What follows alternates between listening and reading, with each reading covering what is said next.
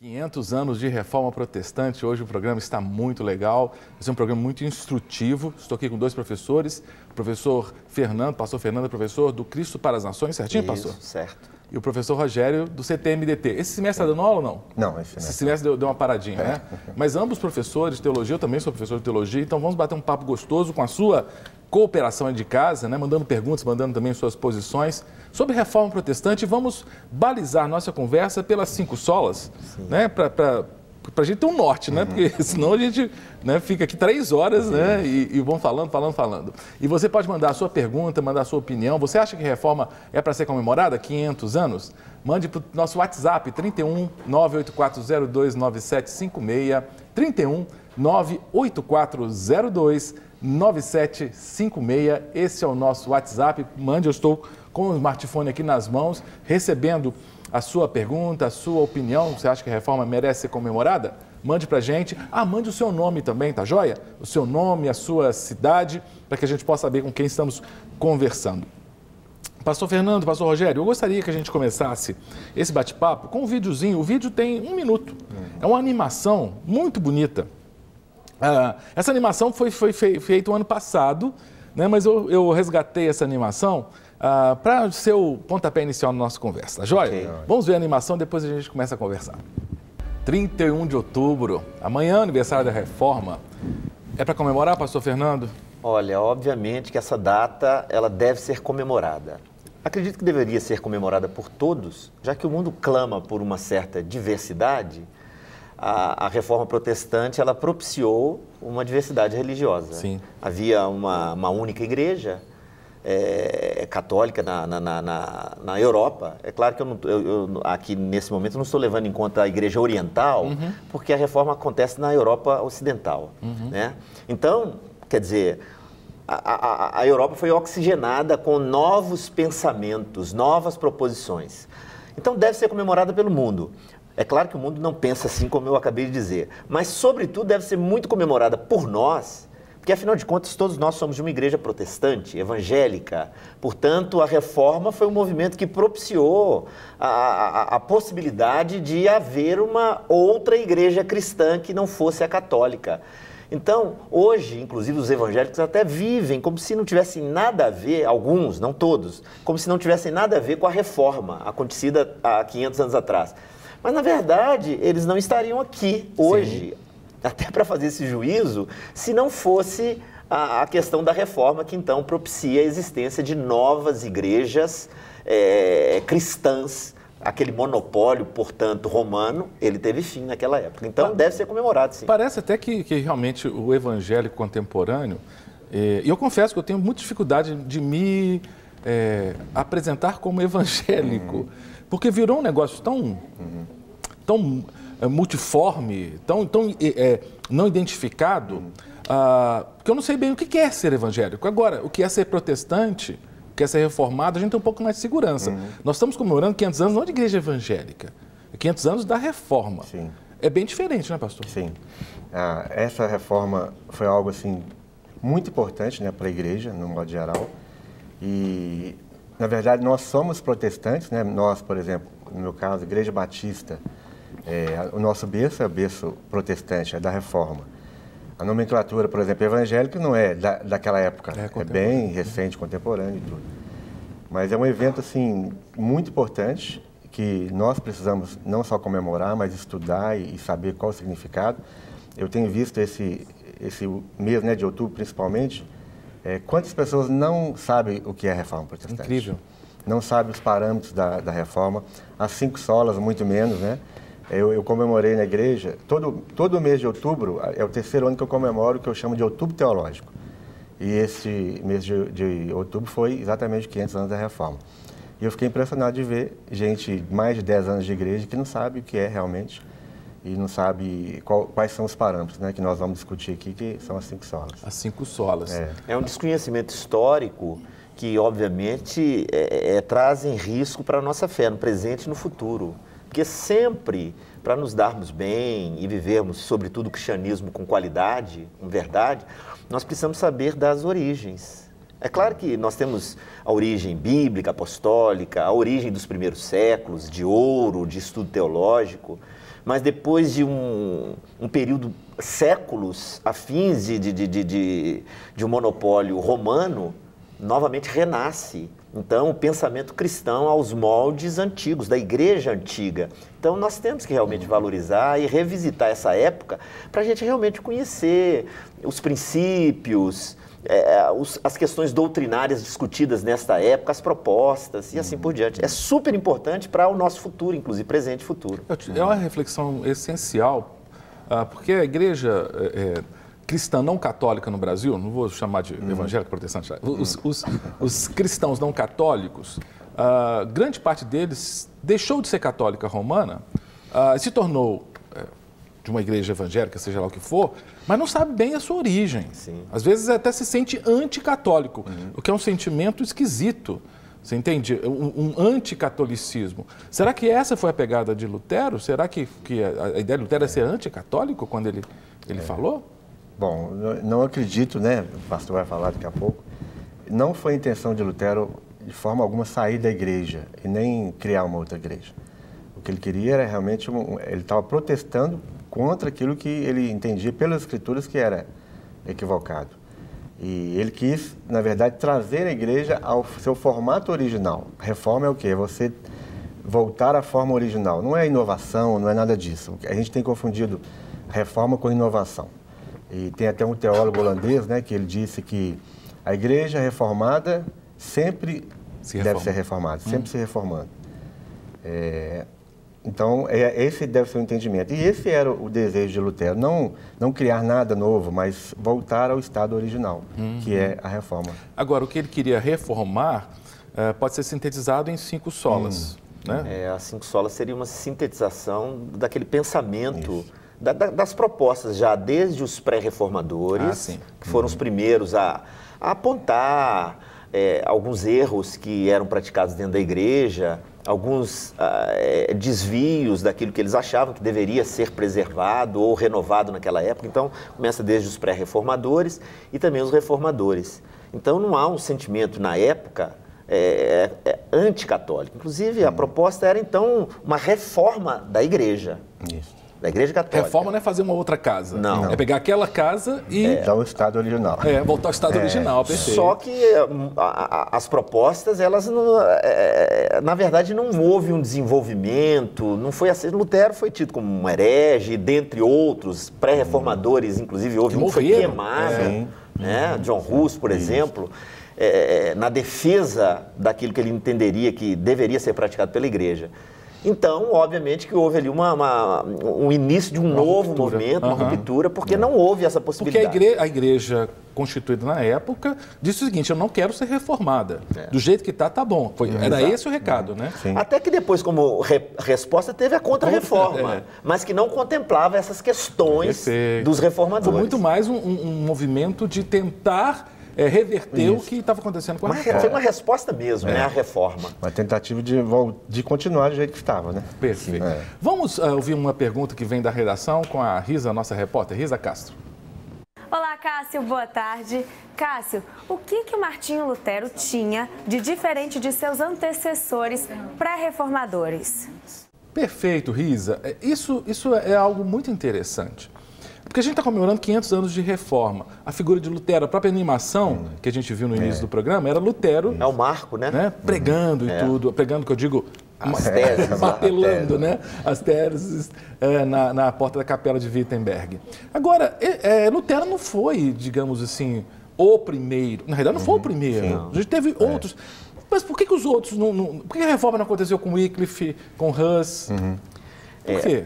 Na verdade, foi a conjuntura, né? O Lutero, por exemplo, antes, falando sobre o que ele tinha de diferente. Isso. Ele, na verdade, uma das questões denunciadas antes da reforma e na reforma foi a questão moral e a questão, o clero estava envolvido com muita corrupção, com luxo e assim por diante. Haviam perdido a piedade ou o temor. Então, Lutero, como outros, que tinha a piedade, então eles faziam essa busca pela vida piedosa e pelas escrituras, mas o clero, de um modo geral, havia perdido a piedade. Mas no caso de Lutero, especificamente, por que o John Hus morreu e outros não conseguiram implementar uma reforma? Porque Lutero teve a ajuda, sobretudo, da Alemanha, que também havia uma insatisfação da Alemanha contra a ingerência de Roma. Não é isso? Então ela protege Lutero e teve uma conjuntura política e social. Isso que eu ia dizer que é interessante, porque há um sentimento um pouco apolítico ou antipolítico em muitos protestantes contemporâneos ou evangélicos, chama como quiser. Mas a reforma só aconteceu com o porte que teve porque houve sim essa participação política. É importante observar a questão social e política, né? A burguesia apoiou Lutero e o rei Frederico, né, que era forte, né, na época e tudo, deu proteção para ele, né? Então isso foi fundamental no destaque de Lutero em relação à reforma. Do contrário, se ele ficasse à mercê como outros ficaram, ele certamente seria condenado e seria morto também. Como os outros. Só lembrando, porque muitos em casa estão ouvindo falar que outros morreram, só para pontuar, né? O John Hus, 100 anos antes, 100 anos. No Concílio de Constança, foi levado à fogueira, porque considerado herege. Alguns anos antes, Wycliffe, né? Wycliffe morreu doente, mas as cinzas de Wycliffe foram no Concílio de Constança determinadas que fossem tiradas da sepultura, né, queimado e jogado no rio. Né? Quer dizer assim, então Roma deixou muito claro. Foram condenados como hereges. Heresias. Exatamente. Né? Interessante que o John Hus, ele disse, né? Vocês estão matando o ganso, mas daqui 100 anos vai surgir o cisne, e que era Lutero. E é legal, né? Hus em alemão ou em tcheco é ganso. Exatamente. É ganso, né? Ganso mesmo. Muito legal. Vamos a mais uma pergunta vindo direto da redação com Risa. Vamos lá, Risa. E estes 500 anos merecem comemoração? Pois é. Aniversário é muito interessante, né? Aniversário a gente comemora, outros não. É muito... Deixa eu pontuar um pouquinho, assim, uma questão pessoal, minha história. Em 81, eu era católico romano ainda. Em 80 eu era católico romano, e um bom católico romano, ia à missa, participava de grupo de jovens, ia à igreja, e me apresentaram a Bíblia. Você era um bom católico, lia a Bíblia? Eu lia muito eventualmente, né? E eu decidi que o protestantismo seria o caminho para eu voltar para as Escrituras. Foi em 81 isso. Né? Já vão aí quase 40 e poucos anos, nem sei quantos anos fazendo as contas aqui, né? Quase 40 anos. Bom, antes eu era católico romano, mas eu também era de esquerda. Eu era muito de esquerda. Meu sonho era ir para Cuba. Eu queria muito ir para Cuba. E eu fico pensando, gente, naquela época, o que eu pensaria em 2017, quando estariam completando, como está completando agora, 100 anos da Revolução Russa? Eu pensei que ia ser uma festa, porque ia ser uma coisa maravilhosa, que íamos comemorar 100 anos de um movimento que impactou as sociedades e tal. Mal sabia eu, há 35 anos atrás, que, passados esses 35 anos, eu seria protestante, estaria comemorando 500 anos da Reforma e não estaria comemorando 100 anos da Revolução Russa. Mas não é só eu, não se comemora 100 anos da Revolução Russa e se comemora 500 da Reforma. Qual que é a diferença de dois movimentos, fora os 400 anos aí de idade?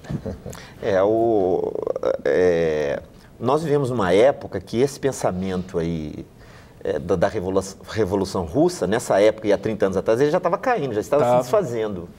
Não é isso? Sobretudo com a dissolução da União Soviética. Isso. Não é isso? Então é claro que aqui no Brasil mesmo os jovens tinham esse sonho de conhecer mais, até de fazer com que o Brasil se tornasse um país socialista, talvez, né? Mas só que esse movimento no mundo, a ideologia ainda, de certa forma, ela perdura, mas os movimentos políticos que houve não deixou muita saudade para ninguém. A própria União Soviética, ela implode e esse movimento pela própria sociedade, ele não é bem quisto. A proposta da reforma protestante, ela na verdade não é política. Houve uma conjuntura política que acolheu, que ajudou, que protegeu e inclusive o desenho da Europa, político, social, religioso, mudou na época. Não é isso? E a partir daí propiciou uma mudança no mundo. né? Por exemplo, as Américas, que na mesma época estava sendo descoberta. E colonizada. A parte de baixo foi colonizada pelos católicos, a parte de cima pelos protestantes. Você vê a diferença.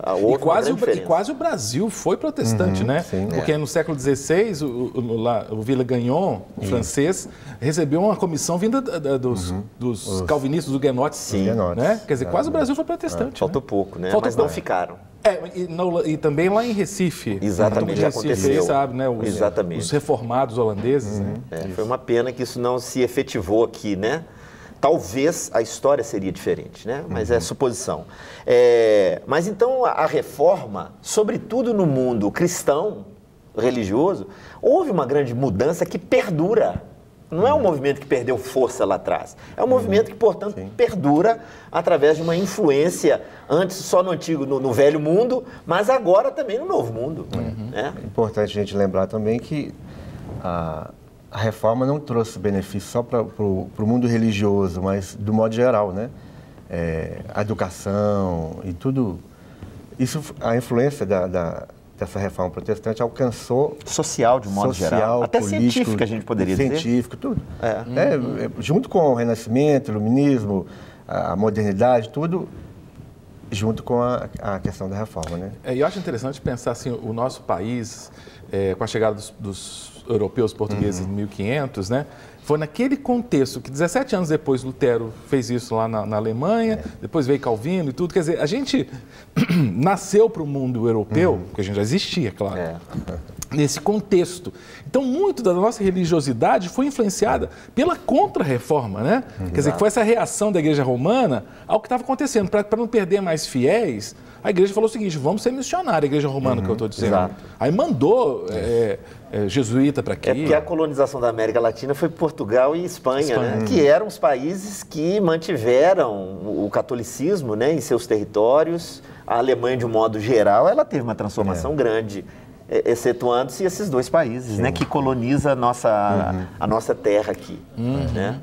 Sobre a reforma protestante, falando das 5 solas, falando da necessidade de se comemorarmos ou não esse movimento. Inclusive o André, da Igreja Batista da Savassi, falou que ele acha que não merece ser comemorada não, porque teve muito derramamento de sangue dos dois lados. O que vocês pensam? A questão de não comemorar porque houve derramamento de sangue, acho que não deve ser feito, não deve ser pensado por esse lado. A proposta da reforma não era derramar sangue, né, fazer guerra, absolutamente nada disso. Mas só que a situação e o terreno em que se desenvolve a reforma era um terreno hostil. De certa forma, a igreja que imperava na ocasião tentava segurar esse movimento. É bem verdade, depois houve até conflitos entre protestantes também. Aconteceu isso. Mas, na verdade, esses não são princípios da reforma. Isso tudo foi gerado por uma conjuntura, uma situação social, política e até religiosa também. Mas isso não faz parte do princípio, a guerra, o derramar sangue da reforma, de modo algum. Bom que você falou dos princípios. Quais são os 5 princípios? Nós falamos das 5 solas. Vamos lá, Rogério, até agora nós falamos sobre acabamos, nós estamos pegando, né, o contexto. Então, as 5 solas, né, somente a graça, vamos falar em português, né? Vamos falar em português. Falar em português. Somente a graça, somente Cristo, somente as Escrituras, somente a fé e somente a Deus a glória. O que isso foi, esses 5 pilares, que a gente chama 5 pilares da reforma, o que isso teve de inovador? Ou não foi inovação? Na verdade, foi outra coisa? Até me perguntaram isso no nosso evento, né, que nós fizemos na igreja. O pessoal entendeu que existe uma reforma, todo mundo entende da reforma. Mas a pergunta foi, quais são os parâmetros, então, para essa reforma? De onde que Lutero tirou isso e para onde que ele queria ir? Então, as 5 solas é exatamente a forma de balizar a própria reforma no sentido de para onde nós vamos, né? Da onde que nós vamos tirar, de onde nós estamos pautando aquilo que nós queremos fazer.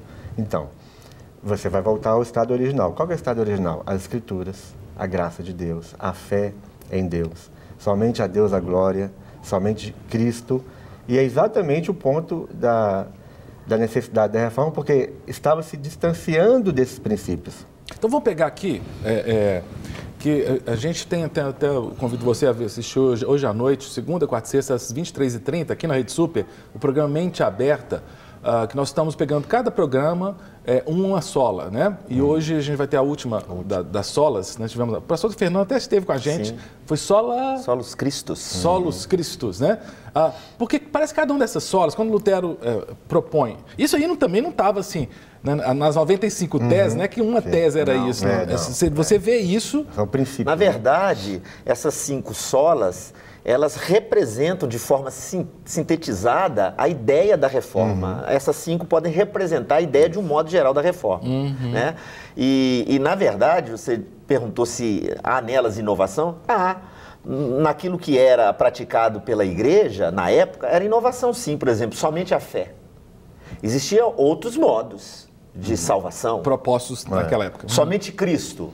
Cristo, a ideia não era do único mediador, Jesus Cristo. Havia outros mediadores, né? Somente a graça. Ele que protestou contra, por exemplo, a venda de indulgências. Quer dizer, é um modo paralelo.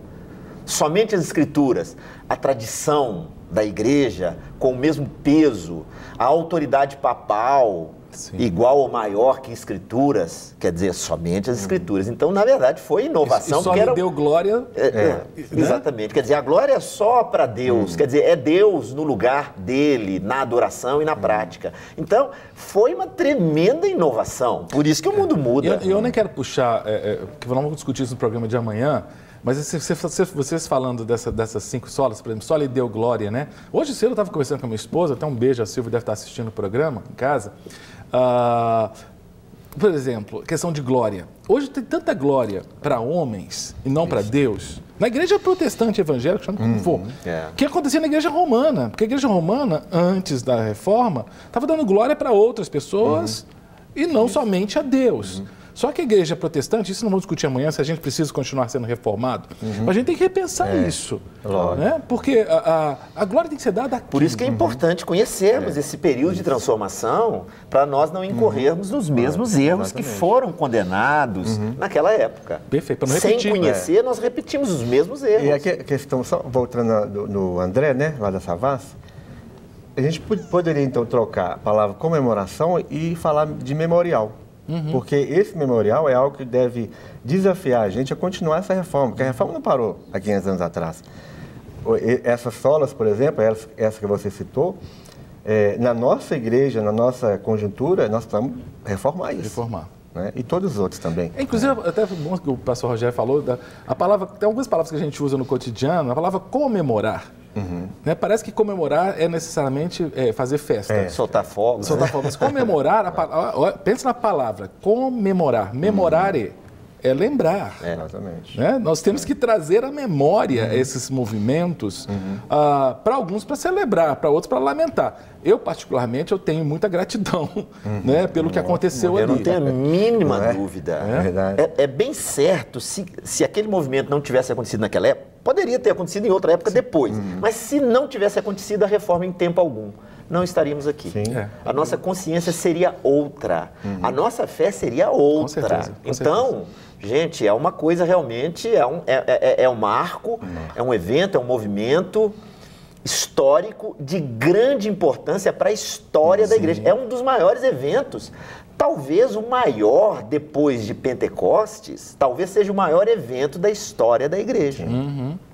Talvez aquela história da oficialização, fim de perseguições ainda lá na Idade Antiga, talvez tenha sido um momento muito importante para a história da igreja. A reforma talvez é um dos grandes momentos, eventos da história da igreja de todos os tempos. Agora, para o mundo ocidental, né, porque obviamente aí o cristianismo chegou no Oriente, mas pensando no mundo ocidental, Europa, África e América, foi um marco, né, porque foi a partir do século XVI, com as grandes navegações, né, a América entrando nessa órbita aí do mundo conhecido, com as navegações para a África e tudo mais, que você vê que o mundo acabou ficando dividido entre nações protestantes e nações católicas romanas, né?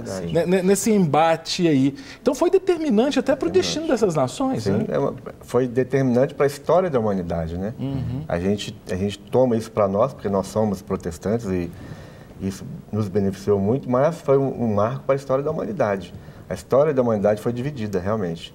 catolicismo romano e protestantismo. E eu volto a dizer, gente, eu não imaginaria que em 2017 a gente estaria comemorando só 500 anos da Reforma e não falaria de 100 anos da Revolução Russa. Você tem ouvido isso? Eu não tenho ouvido. Não. Eu vi a Folha, outro dia soltou uma matéria, mas a Folha, por exemplo, dessa semana, de domingo de ontem, falou do protestantismo, tem falado, né, do batismo da Assembleia de Deus. Quer dizer, mesmo as mídias seculares estão tendo que se render, né, que é um fato marcante. Exato. Né, 500 anos da Reforma Protestante. Deixa eu ler aqui, porque o pessoal está mandando muitas mensagens, as pessoas estão mandando muitas mensagens. Pastores, o programa está bom demais, só temos que comemorar, pois se Lutero não tivesse sido tão ousado, talvez estivéssemos como igreja evangélica, não estivéssemos como igreja protestante aqui. Pena que se Lutero estivesse vivo hoje, quanta decepção em ver que as 5 solas têm sido deturpadas. Quem manda mensagem é a Renata, da Bahia. Inclusive, ela fecha com uma sola, só lhe deu glória. O pessoal está usando muito, não sei se você viu, Renata, SDG, vocês já viram? Coloca SDG, só lhe deu glória, okay. No final das mensagens, né? Que é uma sigla. Deixa eu continuar lendo aqui, muitas mensagens estão chegando, só para não acumular muito. Olha só, o Edson Santa Catarina. A reforma nos possibilitou viver a verdade do Evangelho. Pastor, acho que precisamos de uma nova reforma. Edson, amanhã o programa vai ser sobre isso, nova reforma. Então, não perca o nosso programa Bate-Papo de amanhã, tá joia? De Santa Catarina para o Ceará, estamos aqui no Brasil inteiro, olha que gostoso. Eita, Itapipoca, Ceará, terra de quem? Da Gorete Carvalho. Um beijo, Gorete, Deus te abençoe, querida. Paz, irmãos, claro que temos que comemorar, viva os 500 anos da reforma. Ô, gente, olha, eu particularmente, eu estou na linha da Gorete, eu estou vibrando com esse negócio aqui. Porque eu olho para o passado, gente, Lutero, aquela turma lá foi sensacional, não foi? Eu tenho falado esses dias na igreja exatamente isso.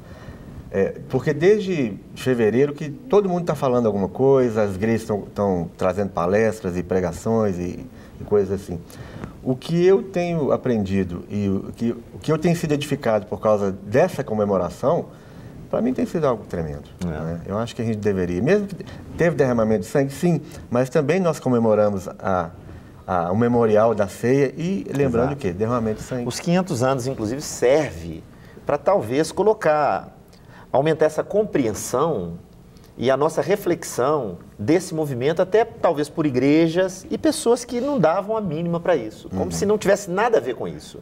Então, eu acredito que torna-se uma oportunidade para fazer uma releitura, compreender, fazer uma análise desse movimento para hoje, até para a gente pensar, porque nós temos que viver de uma forma reflexiva para sabermos, entendermos para que lado estamos indo, qual é o nosso futuro.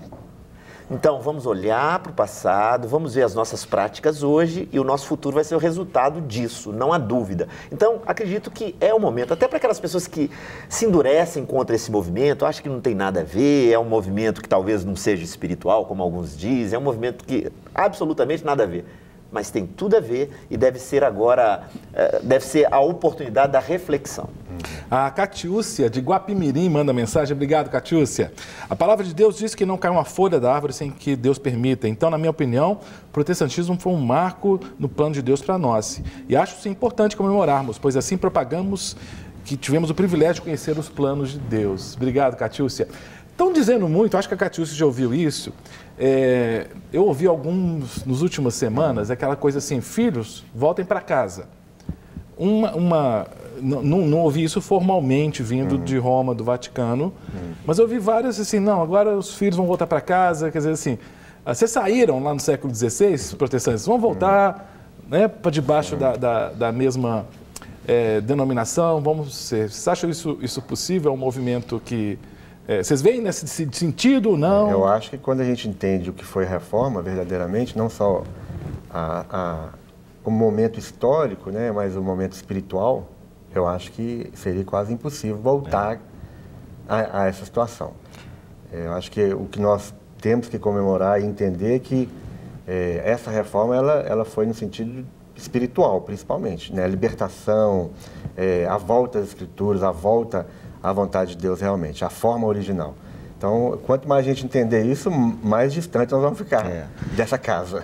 Realmente, voltar não. Pode até acontecer de movimentos do nosso meio se aproximar da Igreja Católica. O ecumenismo é exatamente isso, é uma aproximação. Mas A questão é que o bojo doutrinário da Igreja Católica, há muitos elementos que, na verdade, são muito diferentes daqueles propostos pela Reforma. Ok?